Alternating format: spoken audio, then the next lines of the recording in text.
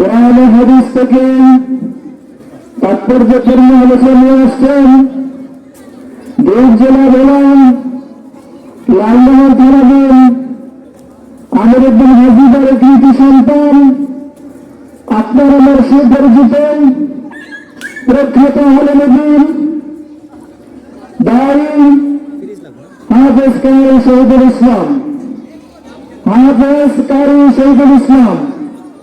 ইমাম খতিব আল মদিনা জামে মসজিদ কলাপেট কেরানীগঞ্জ ঢাকা হযরতকে পর মূল্যবান তাকরীর পেশ করার জন্য মাহফিল ইন্তজামিয়া কমিটির পক্ষ থেকে বিনীতভাবে অনুরোধ করা গেল।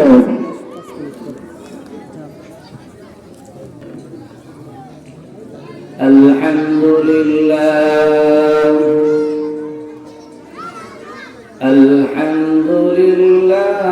নাহমাদুহু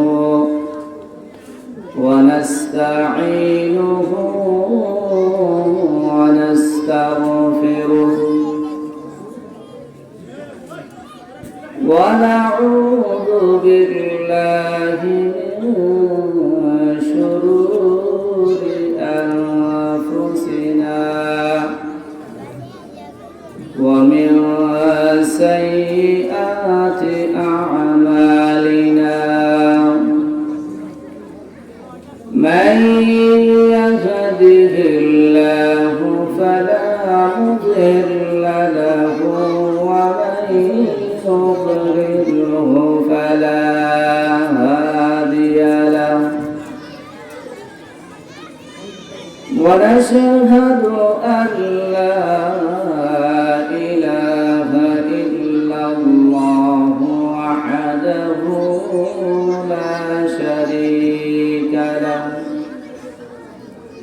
ونشهد أن سيدنا وسندنا وحبيبنا وحبيب قلوبنا ومولانا محمد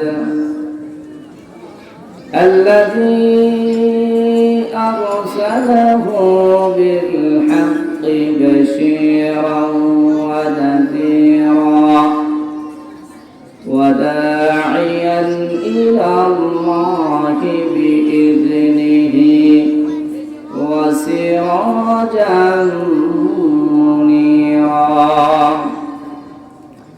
فقد قال الله تبارك وتعالى في كلامه المجيد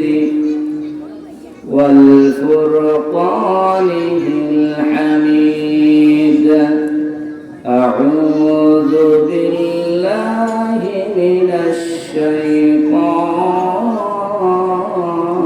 الرجيم بسم الله الرحمن الرحيم وإن تعدوا نعمة الله لا تحصوها إلى آخر الآية. قال النبي صلى الله عليه وسلم من يضمن لي ما بين لحييه وما بين رجليه أضمن له الجنة أو كما قال عليه الصلاة والسلام.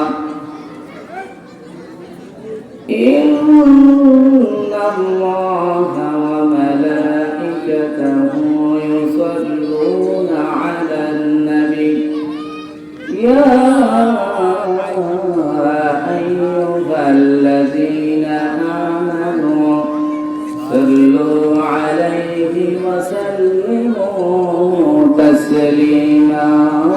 اللهم صل على سيدنا مولانا محمد وعلى آل سيدنا مولانا محمد اللهم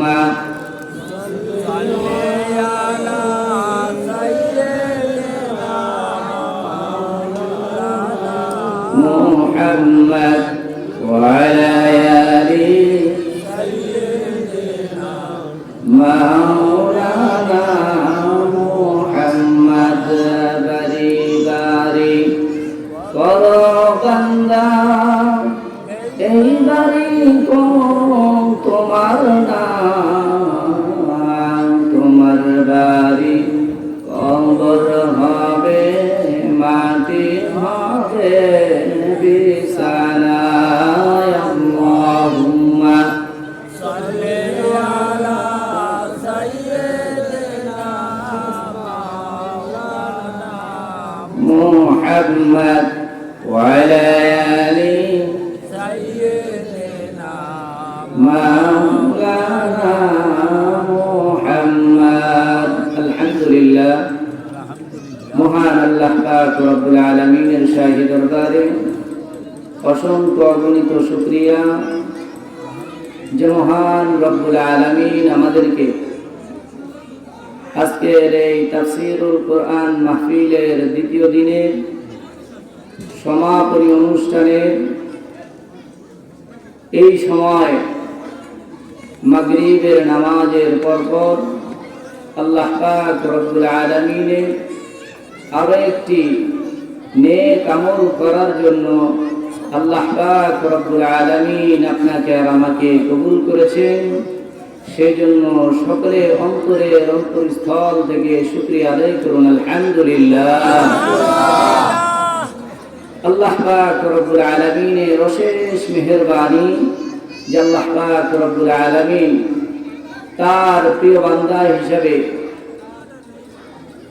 আপনাকে আর আমাকে অসংখ্য অগণিত মানুষ থেকে যাচাই বাছাই করে পছন্দ করে আল্লাহ পাক রব্বুল আলামিন তার এই জান্নাতের বাগানের ভিতরে বসার তৌফিক দান করেছে।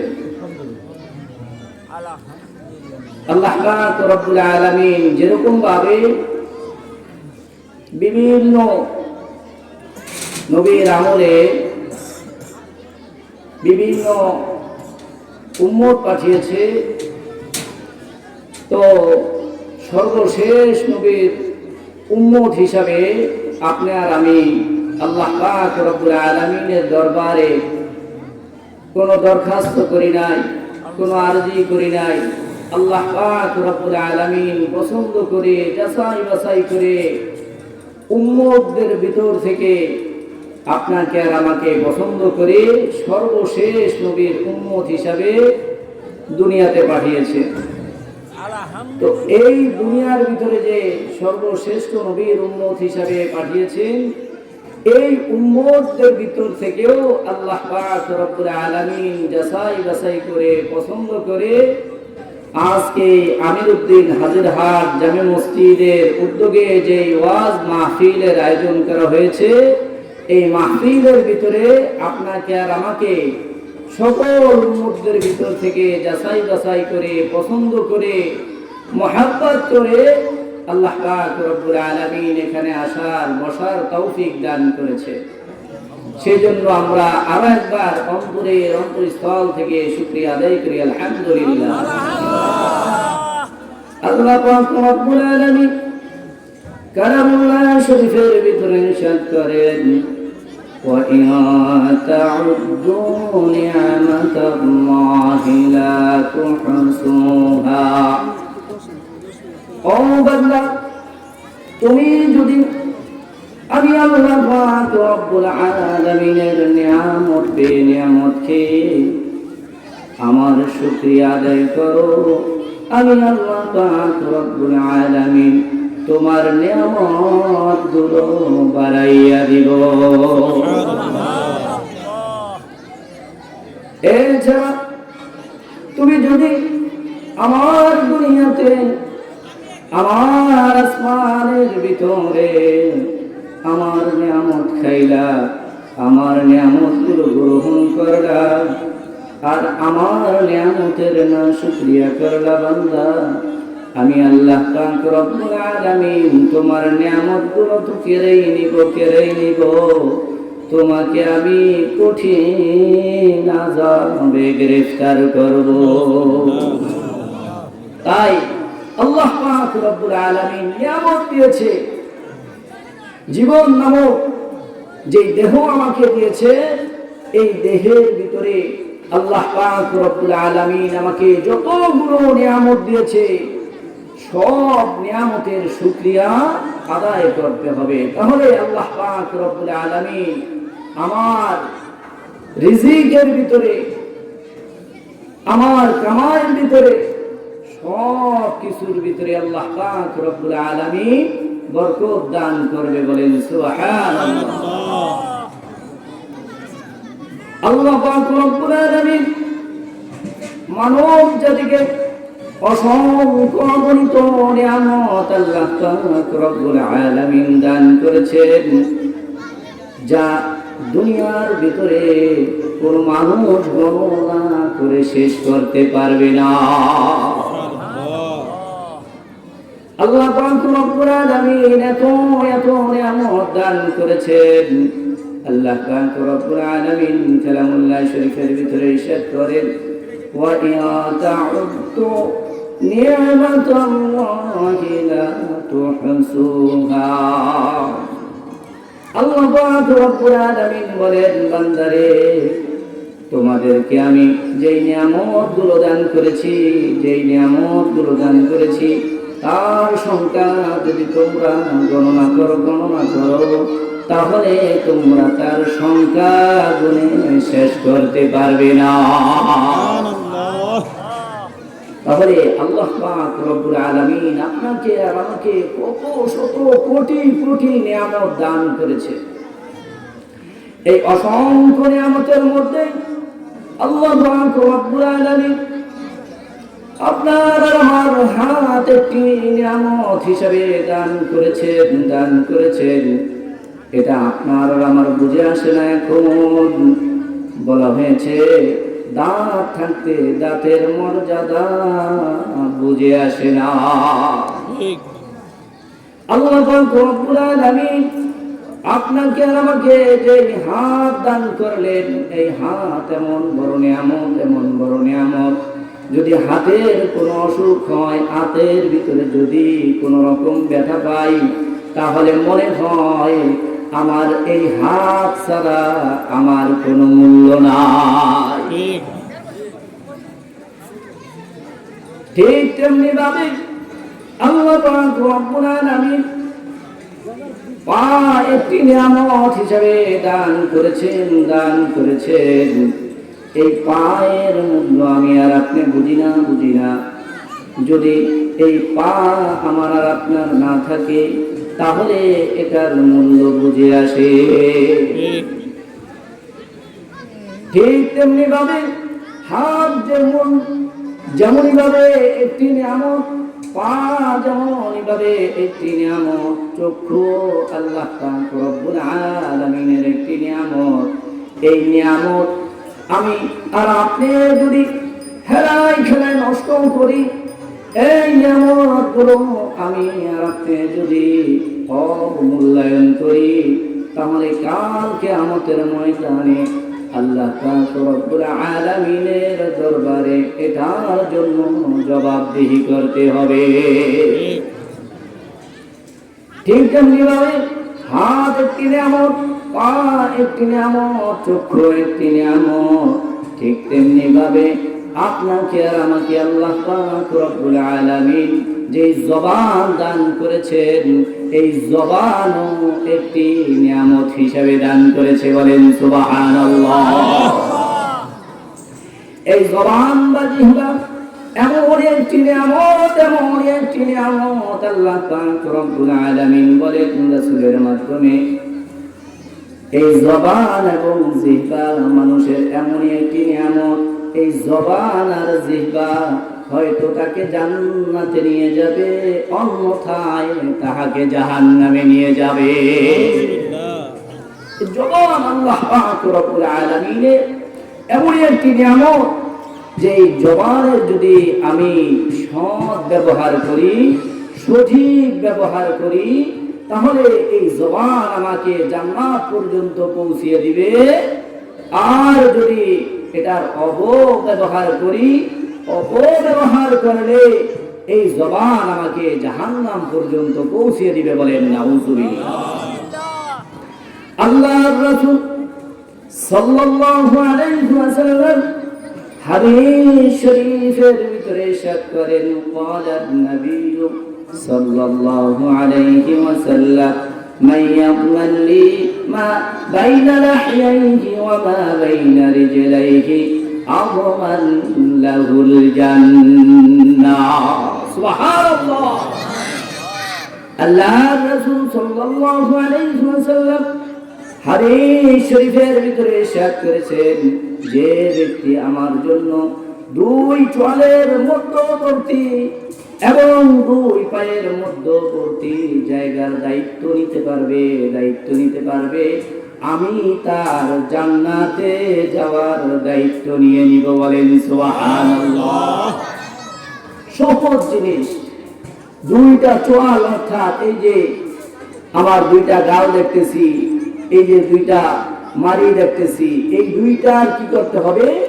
হেফাজত করতে হবে।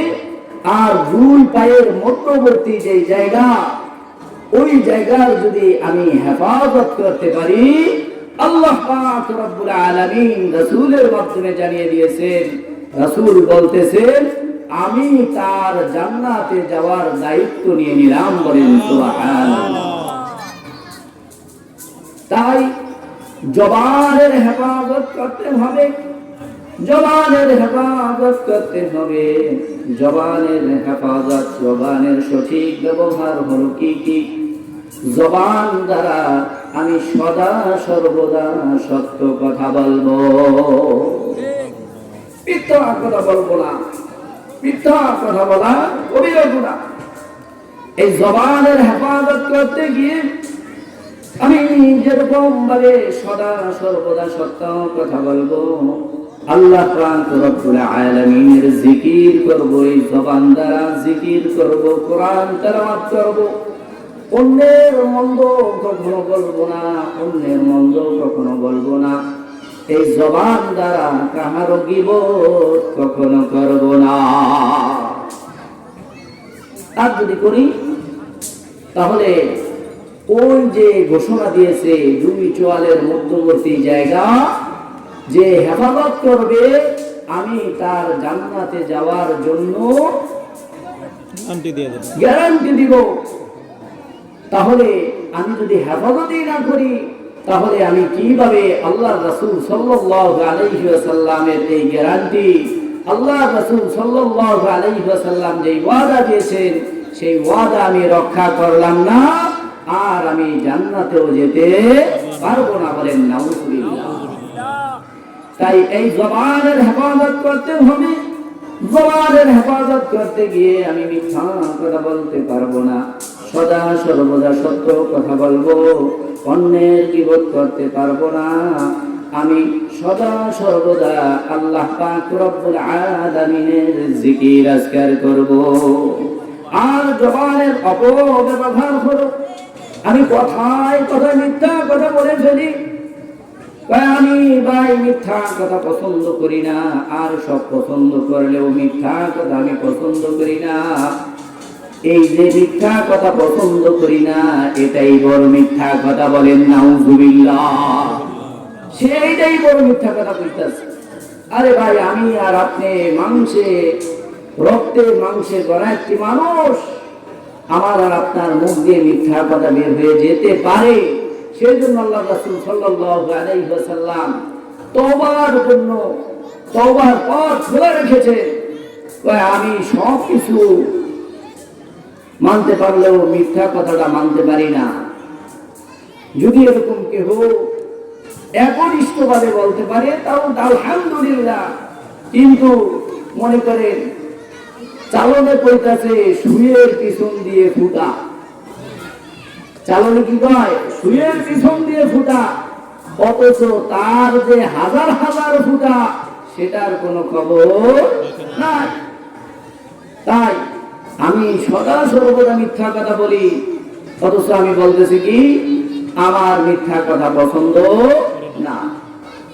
যাই হোক, যেটা বলতেছিলাম, আল্লাহর রাসূল সাল্লাল্লাহু আলাইহি ওয়াসাল্লাম যে ওয়াদা করেছেন, ওই ওয়াদা যদি আমি রক্ষা করতে চাই, ওই ওয়াদার পুরস্কারে যদি আমি পুরস্কৃত হতে চাই, তাহলে আমি কখনোই কি করতে পারবো না, মিথ্যা কথা বলতে পারবো না। শুধু তাই নয়, মিথ্যা কথা তো বলবো না, সাথে সাথে কটু কথা যে আছে, চগলখড়ি কথা যে আছে, সেই কথাগুলো আমার পরিহার করে চলতে হবে।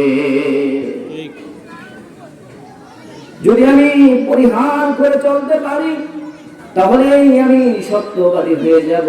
আল্লাহ রাসূল সাল্লাল্লাহু আলাইহি ওয়াসাল্লামের যেই পুরস্কারে পুরস্কৃত করার কথা বলেছে, সেই পুরস্কারে কাল কিয়ামতের ময়দানে আমি আর আপনি পুরস্কৃত হয়ে জান্নাতে চলে যাব। বলেন সুবহানাল্লাহ। শুধু তাই নয়, জবানের অপব্যবহার হলো, এই জবান দ্বারা আমি ঝগড়া ফাসাদ করতে পারবো না, ঝগড়া ফাসাদ করতে পারবো না। এরপরে এই জবান দ্বারা আমি কোনো নাফরমানি কথা বলতে পারবো না। এমন কথা বলে যে হায় দুনিয়ার সবাই সুখী, আমি শুধু অসুখী, আল্লাহ তাআলা আমারে কি দেখে না? বলেন নাউযুবিল্লাহ। সুতরাং জবান যদিও ছোট্ট একটি মাংসের টুকরা, ছোট্ট একটি মাংসের টুকরা, এই ছোট্ট একটি মাংসের টুকরা হলেও এই জবানের পেছনে অনেক অবদান রয়েছে মানুষের। এই জবান ছোট্ট একটি মাংসের টুকরা, এই ছোট্ট একটি মাংসের টুকরা, এটা মানুষের ভালো মন্দের পিছনে সবচাইতে বেশি অবদান রাখে, ঠিক কিনা? এই মূল্যবান জবানকে আল্লাহ পাক রব্বুল আলামিন বলেছেন, এই জবানকে আমি আল্লাহ পাক রব্বুল আলামিন কি করলাম? হেফাজত করলাম, এর সংরক্ষণ আমি করলাম। কিভাবে আমি এই জবানের হেফাজত করলাম, সংরক্ষণ করলাম? আল্লাহ পাক রব্বুল আলামিন বলেন, ও বান্দারে, তোরে আমি এত সুন্দর করে সৃষ্টি করেছি, তোর এই সৃষ্টির ভিতরে আমি অনেক অনেক নিয়ামত দিয়েছি। হাত পা চক্ষু অঙ্গ প্রত্যঙ্গের ভিতরে আমি হাজার হাজার কোটি কোটি নিয়ামত দান করেছি। এই নিয়ামতের ভিতরে জবান একটি নিয়ামত দান করেছি। এই জবানটা আমি এমন এক সুন্দর করে তোর জবানটা দান করলাম, এটা আমি তোর শরীরের সবচাইতে আকর্ষণীয় জায়গার ভিতরে দান করেছি। বলেন সুবহানাল্লাহ।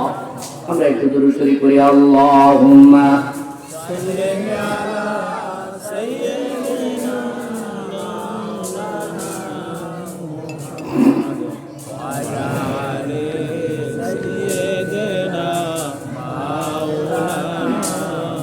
محمد اللهم صل على سيدنا مولانا محمد وعلى آل سيدنا مولانا محمد।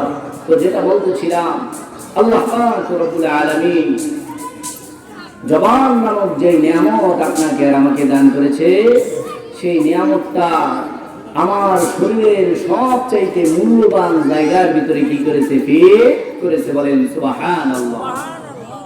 শুধু তাই নয়, আল্লাহ পাক রব্বুল আলামিন জবানকে শুধু চেহারার ভিতরে দিয়ে দেয় নাই। আল্লাহ পাক রব্বুল আলামিন বলতেছে, বান্দা, আমি আল্লাহ পাক রব্বুল আলামিন তোর জবানকে মুখের ভিতরে ফিট করে দিয়েছি। বলেন সুবহানাল্লাহ। এক নম্বরে হলো এই চেহারার ভিতরে কি করেছে, জবানটাকে দিয়েছে। মানুষ মারা যায়, মানুষ মারা যাওয়ার পরে হয়তো রোড অ্যাক্সিডেন্ট অথবা লঞ্চে ডুবে মারা যায়, তার চেহারাই যদি না থাকে তাহলে ওই মানুষকে কি করা যায় না, চিনা যায় না। তাহলে চেহারা ছাড়া আপনার অন্য অঙ্গের কোনো কি নাই, কোনো মূল্য তেমন নাই। আপনার চেহারাটা যদি সুন্দর, অন্য অঙ্গ প্রত্যঙ্গ যাই আছে না আছে, আপনাকে দেখে মানুষ কি করে, পছন্দ করে, বলে যে না ওই ছেলেটা ভালো, ওইটার সাথে কি করবো, আমি আমার মেয়েকে বিয়ে দিব। যাই হোক, যেটা বলতেছিলাম, আল্লাহ পাক রব্বুল আলামিন সবচাইতে মূল্যবান জায়গার ভিতরে জবানকে ফিট করলেন। এরপরে মুখের ভিতরে আল্লাহ পাক রব্বুল আলামিন এই জবানকে ফিট করলেন।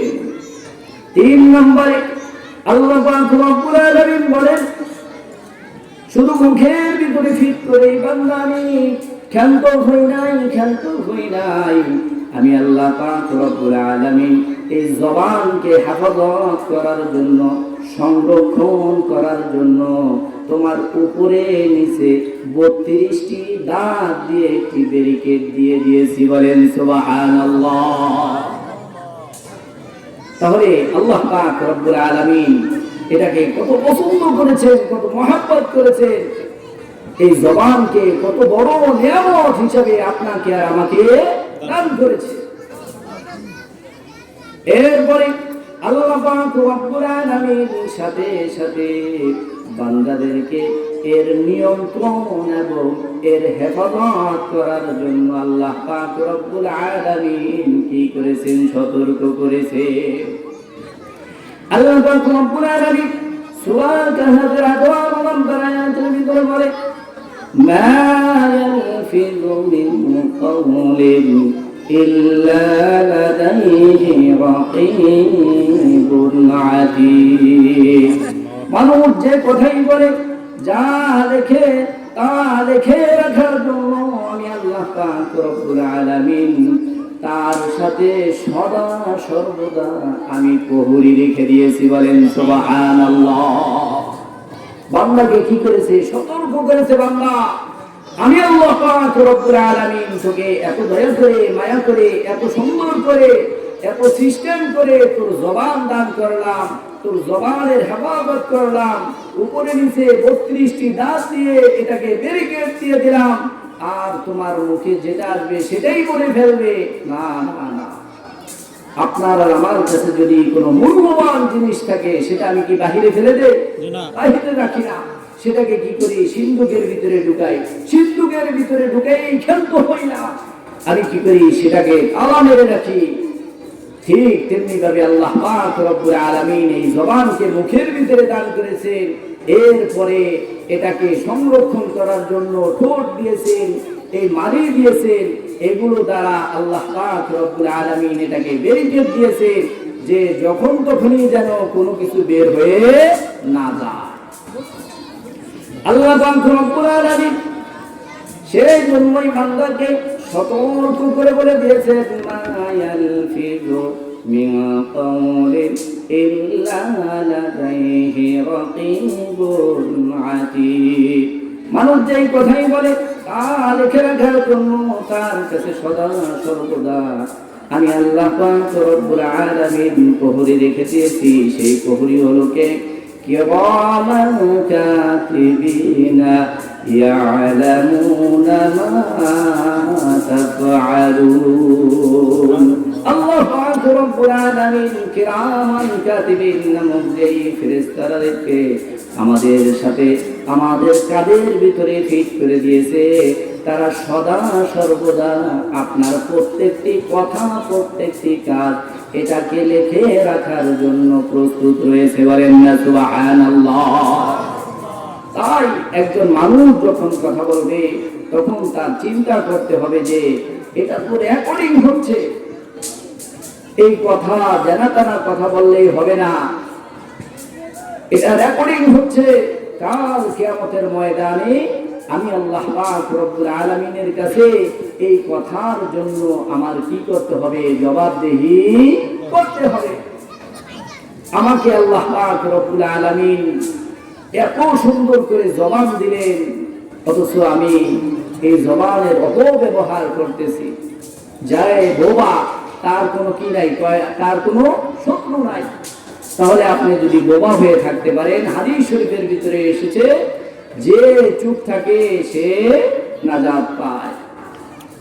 তাই আল্লাহ পাক রব্বুল আলামিন বলেন, তুমি যখন যখন যেটা মন চায় সেটাই বলতে পারবা না, যখন তখন যেটা মন চায় সেটাই করতে পারবা না। এই কথা দ্বারা দুনিয়া ও আখিরাতের কোনো তোমার ফায়দা আছে কিনা, তুমি যখন যেটা বলবা সেটা তুমি চিন্তা করবা, এই কথা যে আমি বলতেছি এটা দ্বারা আমার দুনিয়ার কোনো ফায়দা আছে কিনা, পরকালের কোনো ফায়দা আছে কিনা, এই দিকে তুমি লক্ষ্য করবা। যদি দেখো যে আমার দুনিয়াতে ফায়দা নাই, আখিরাতে ফায়দা নাই, তাহলে সেই কথা থেকে তুমি বিরত থাকবা। আমি যেই কথাগুলো বলবো, এই কথা দ্বারা, আমার কথা দ্বারা অন্য কেউ কষ্ট পাবে কিনা সেটাও তোমার কি করতে হবে, চিন্তা করতে হবে। শুধু তাই নয়, অন্য কষ্ট পাবে, সে কষ্ট পেয়ে আমাকে ক্ষমা করবে কিনা সেই দিকেও লক্ষ্য রাখতে হবে বান্দা, লক্ষ্য রাখতে হবে। শুধু তাই নয়, সে যদি মাফ না করে বান্দা, কাল কিয়ামতের ময়দানে তোমার কাছ থেকে এর বদলা নেওয়া হবে।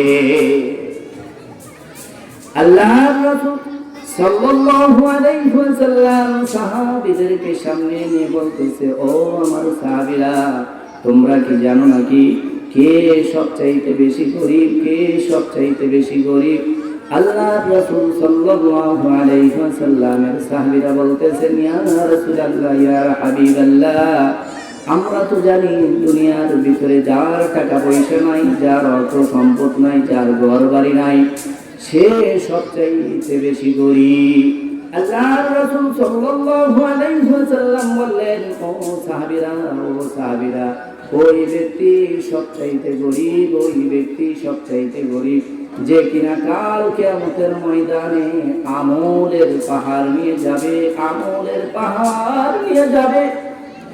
ওই পাহাড় থাকা সত্ত্বেও ওই ব্যক্তিকে জাহান্নামে দেওয়া হবে। বলেন নাউযুবিল্লাহ। এর চাইতে গরীব আর কেউ হইতে পারে? মনে করেন দুনিয়ার হিসাবে যদি দেওয়া হয়, আপনার আর আমার কাছে কোটি কোটি টাকা আছে, এরপরেও আমি কি করতে পারি না, সেটা ভোগ করতে পারি না, এর চাইতে দুঃখজনক আর কিছু আছে? ঠিক তেমনি ভাবে কাল কিয়ামতের ময়দানে আমার আর আপনার আমলের পাহাড় থাকবে। এই আমলের পাহাড় থাকা সত্ত্বেও আমি কি করতে পারবো না, জান্নাতে যেতে পারবো না। আল্লাহর রাসূল সাল্লাল্লাহু আলাইহি ওয়াসাল্লাম বলতেছেন, ও সাহাবীরা, কেন যেতে পারবে না জানো?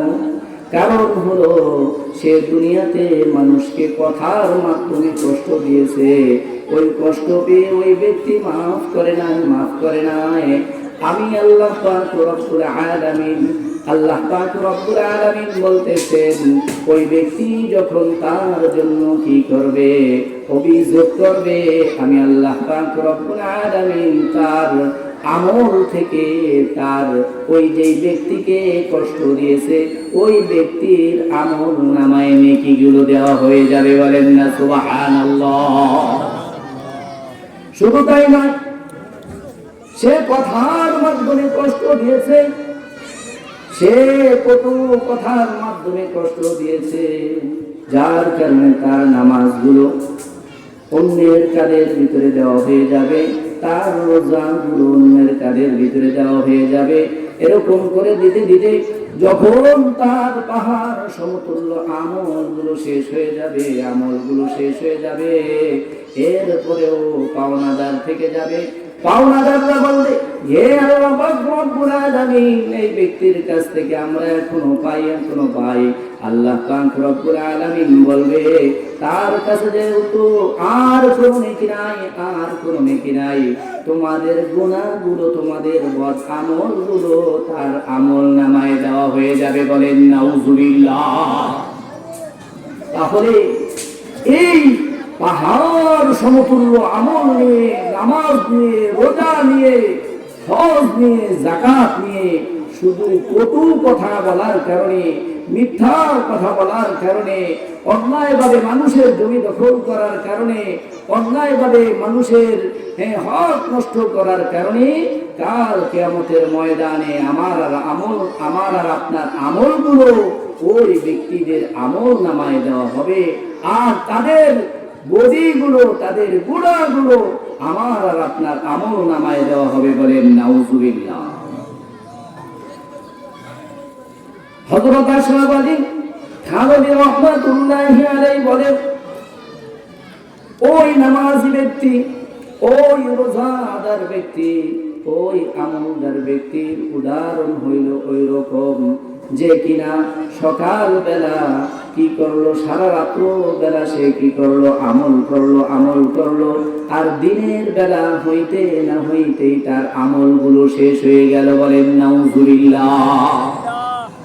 হযরত আশরাফ আলী থানভী রাহমাতুল্লাহি আলাইহি একটি উদাহরণের মাধ্যমে বলে দিয়েছেন।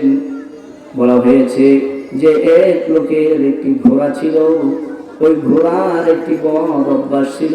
সেই ঘোড়া যখন কি করত, পায়খানা করার পরে সেটা পিছন দিকে ঘুরে সেটা আবার ওই গন্ধ শক্ত। ওই ঘোড়া নিয়ে সে কখনো কোনো সফরে যেতে পারত না।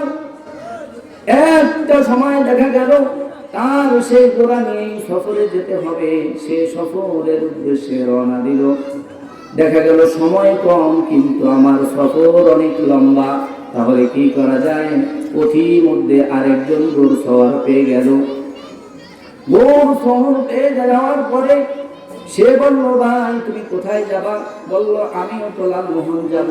তুমি কোথায় যাবা? বলল, আমিও লালমোহন যাব, কিন্তু লালমোহন থেকে আমি আবার নাজিরপুরের দিকে যাব। বলল, যতটুকু যাও ততটুকু আমার হেল্প করো। কি হেল্প করতে হবে ভাই বলো? একসাথে যেহেতু যাব অবশ্যই হেল্প করবো। বলল, তুমি আমার ঘোড়ার পিছনে থাকবা। পিছনে থেকে যখন আমার ঘোড়া মল মূত্র ত্যাগ করবে, তখনই সাথে সাথে পিছন থেকে তুমি কি করবা? চাবুক দিয়ে তুমি ওই ঘোড়ার ভিতরে আঘাত করবা। সে যেন পিছন দিকে ফিরে তাকাইতে না পারে, সময় নষ্ট না হবে, আর আমরা তাড়াতাড়ি আমাদের গন্তব্যে চলে যাব। যেরকম কথা সেরকম কাজ। ওই ব্যক্তি সামনে ঘোড়া নিয়ে অগ্রসর হইতেছিল, পিছনে আরেকজন ঘোড়সওয়ার রইল। যখনই সে মলমূত্র ত্যাগ করে পিছন দিকে ফিরতে চায়, আর সাথে সাথে কি করা হয়? চাবুক দিয়ে ওই ঘোড়ার ভিতরে আঘাত করার কারণে সে পিছন দিকে ফিরার আর সুযোগ পায় না। এরকম ভাবে চলতেছিল। যখন ওই ব্যক্তি লালমোহন থেকে অন্যদিকে চলে যাচ্ছে, ওই ঘোড়া আবার মলমূত্র ত্যাগ করার পরে পিছন দিকে ফিরে দেখে যে আর কোনো চাবুক মারার জন্য আর কোনো লোক আমার কাছে নাই।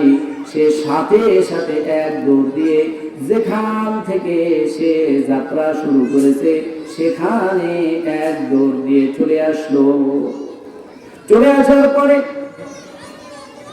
ঘোড়সওয়ার বলতেছে, হায় হায়, সারাদিন যতটুকু আমি অগ্রসর হইলাম, ওই ব্যক্তি চাবুক মেরে আমাকে যতটুকু অগ্রসর করলো, আমার সারা দিনের কামাই কি হয়ে গেল? বৃথা হয়ে গেল। আমার ঘোড়া তো আবার দৌড় মেরে ওই কাজিরাবাদ হাজির হাটে চলে আসলো। এখন থেকে আবার কি করবে? ঘোড়া তার গন্তব্যের দিকে অগ্রসর হবে।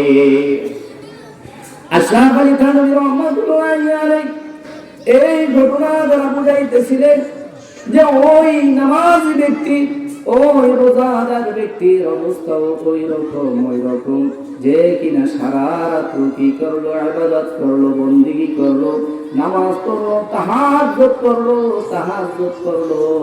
অনেক দূর আমলের লাইনে অগ্রসর হয়ে গেল। কিন্তু সকাল বেলা উঠে যখন বাড়ির সাথে যখন মনে করেন চায়ের সাথে অথবা চায়ের দোকানে বসে বসে আরেকজনের গীবত করলো, সাথে সাথে তার সারা দিনের সারা রাত্রের যেই ইবাদত বন্দিগি, সেই ইবাদত বন্দিগি গুলো ধূলিসাৎ হয়ে গেল। বলেন নাউজুবিল্লাহ। সারা রাত্র যা আমল করেছে অথবা সারাদিন যা আমল করেছে, ওই কটু কথা বলার কারণে, গীবত করার কারণে তার সারা দিনের কি হয়ে গেছে, ওই আমলগুলো বরবাদ হয়ে গিয়েছে। ওই গোড়ার মতো সে আবার আগের জায়গায় ফিরে এসেছে। বলেন নাউজুবিল্লাহ।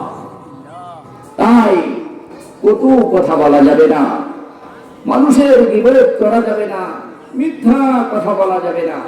আল্লাহর রাসূল সাল্লাল্লাহু আলাইহি ওয়াসাল্লামের মাধ্যমে আল্লাহ রাব্বুল আলামিন কালামুল্লাহ শরীফের ভিতরে জানিয়ে দিয়েছেন, আউযু বিল্লাহি মিনাশ শাইতানির রাজীম, বিসমিল্লাহির রাহমানির রাহিম, আইয়ুহিব্বু আহাদুকুম আন ইয়াকুলা লাহমা আখিহি। আল্লাহ পাক রব্বুল আলামিন বলেন, তোমরা কি কেউ তার মরা ভাইয়ের গোশত খাওয়া পছন্দ করো কিনা? পছন্দ করো কিনা? এটা কেউ কি করবে না? মরা ভাইয়ের গোশত খাওয়া কেউ পছন্দ করে না, মরা ভাইয়ের গোশত খাওয়া কেউ পছন্দ করে না। কিন্তু আমি যে গীবত করতেছি, আমি যে চগলখুরি করতেছি, এই চগলখুরি দ্বারা, এই গীবত দ্বারা আমি মরা ভাইয়ের গোশত খাইতেছি। আমি শুকরের গোশত খাই না, অথচ সুদ খাই। এইটা যে আরো ভয়াবহ, সেটা আমি কি করি না, লক্ষ্য করি না। আল্লাহ পাক রব্বুল আলামিন বলেন, আইয়ুহিব্বু আহাদুকুম আইয়াকুলা লাহমা আখিহি মাইতান ফাকারিহতুমু। তুমি তোমার মরা ভাইয়ের গোশত খাওয়া যেরকম ভাবে পছন্দ করো না, ওই মরা ভাইয়ের গোশত তুমি যদি খাও, ওই মরা ভাই কি করতে পারে না, তোমাকে কোনো প্রতিরোধ করতে পারে না, সে কি করতে পারে না, তোমাকে বাধা দিতে পারে না। ঠিক তেমনি ভাবে যার গীবত তুমি করলা, সেই ব্যক্তি তোমার সামনে না থাকার কারণে তোমাকে বাধা দিতে পারলো না, তোমাকে প্রতিরোধ করতে পারলো না, কিন্তু তুমি তার ক্ষতি করার কারণে তুমি ওই মরা ভাইয়ের গোশত তুমি খেয়ে ফেললা। বলেন নাউজুবিল্লাহ। তাই মানুষ যখন সারা রাত্র ঘুমিয়ে সকাল বেলা ঘুম থেকে ওঠে, শরীরের অন্য অঙ্গ প্রত্যঙ্গগুলো জবানকে বলতে থাকে, হাতগুলো বলতে থাকে, পাগুলো বলতে থাকে, শরীরের অঙ্গ প্রত্যঙ্গগুলো তার জবানকে বলতে থাকে, ও জবান তুমি কি করো? সরল সঠিকভাবে চলো। তুমি যদি সরল সঠিকভাবে চলো, তাহলে আমরাও তোমার সাথে সাথে সরল সঠিকভাবে চলবো। আমি কি করব? সরল সঠিকভাবে চলবো। আর তুমি যদি এলোমেলো করো, তাহলে ওই এলোমেলো করার কারণে তুমি একজনকে গালি দিবা মুখ দিয়ে, জবান দিয়ে, আর সেটার আঘাতে পড়বে আমার গায়ের ভিতরে। করেছে কি দিয়ে? মুখ দিয়ে। ওই মুখের ভিতরে কিন্তু পড়ে না, পরে দেখা যায় হইল শরীরের ভিতরে, অন্যথায় পায়ের ভিতরে, অন্যথায় হাতের ভিতরে। তাই জবান বলতে থাকে, শরীরের অঙ্গ প্রত্যঙ্গ পুরো জবানকে বলতে থাকে, সকালবেলা উঠে ফরিয়াদ করতে থাকে, ও জবান তুমি কি করো? সঠিকভাবে থাকো, তুমি বেকা হইও না, তুমি বক্র হইও না, তাহলে আমরাও সঠিকভাবে থাকবো। আর তুমি যদি অন্যায় করো, ওই অন্যায়ের কাজের প্রতিদান আমাদের উপরে এসে পড়বে। আল্লাহর রাসূল সাল্লাল্লাহু আলাইহি ওয়াসাল্লামের কাছে সাহাবী বলল, ইয়া রাসূলুল্লাহ, ইয়া হাবিবাল্লাহ সাল্লাল্লাহু আলাইহি ওয়াসাল্লাম, এক মহিলা আছে, সে কি করে রাতের বেলা এরকম বেশি আমল করতে পারে না, দিনের বেলা তার ওই সম্পদ থেকে বেশি কিছু কি করতে পারে না, সে দান সৎকাও করতে পারে না, কিন্তু ওই মহিলা কি করে না, সুসরান কথা বলে না, ওই মহিলা কি করে না, কটু কথা বলে না, ওই মহিলা কি করে না, মিথ্যা কথা বলে না, ওই মহিলা অন্যের গীবত করে না। শুধু মহিলা নয়, ওই পুরুষ কি করে না, গীবত করে না, ওই পুরুষ কি করে না, মিথ্যা কথা বলে না। আল্লাহর রাসূল সাল্লাল্লাহু আলাইহি ওয়াসাল্লাম বললেন, ওই ব্যক্তি আল্লাহ পাক রব্বুল আলামিনের জান্নাতে দাখিল হবে। বলেন সুবহানাল্লাহ। আল্লাহ রাসূল সাল্লাল্লাহু আলাইহি ওয়াসাল্লামের কাছে বলতেছেন, ইন্না ফুলানাতান তাযকুরু মিন কাসরাতিন সালাতিহা, সে সালাত আদায় করে, ওয়া সাওমিহা, সে রোজা রাখে, ওয়া সিয়ামিহা, সে রোজা রাখে, ওয়া সাদাকাতিহা, সে সদকা দেয়, কিন্তু এই গুনাহগুলো করার কারণে, এই কটু কথা বলার কারণে, এই তার রোজা, তার নামাজ, তার সদকা, তার সব কিছু বরবাদ হয়ে যাবে। কাল কিয়ামতের ময়দানে আল্লাহ পাক রব্বুল আলামিন তার এই কটু কথা বলার কারণে তাকে জাহান্নাম দিবে। বলেন নাউজুবিল্লাহ।